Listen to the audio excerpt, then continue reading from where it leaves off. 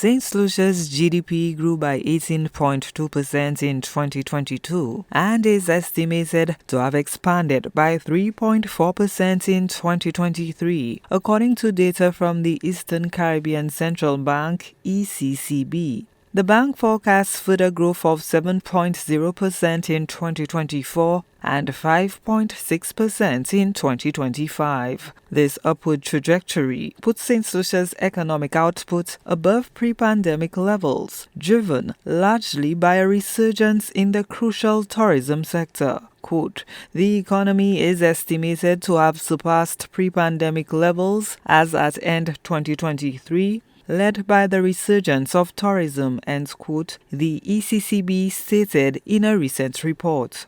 The country's unemployment rate hit a 15-year low of 11.4% in the first quarter of 2024, indicating increasing employment opportunities as the economy expands. The PA administration wasted no time in seizing on the positive news to highlight its economic policies. The Office of the Prime Minister says some of the government's key achievements include increased pensions for government and National Insurance Corporation (NIC) beneficiaries, implementation of the first ever minimum livable wage, disbursement of over 1.5 million in grants through the Youth Economy Agency, awarding of over 1.7 million in funding to startups and small businesses through the MSME Loan Grant Facility, construction of over 1.8 billion in mega investment projects, implementation of tax amnesties to provide relief for individuals and businesses, and record-breaking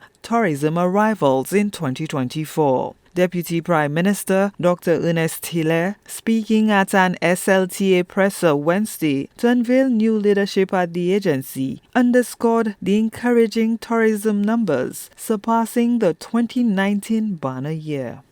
Our August numbers continue to give us, motivation and hope. I think August this year was about 27% over August last year.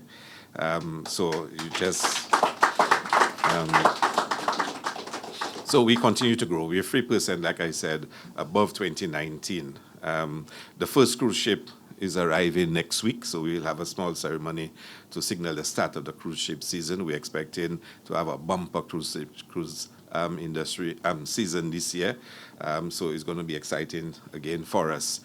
So there's a lot happening. But I always want to say to you, we must look beyond the numbers. Numbers will mean nothing if our people do not benefit more from it.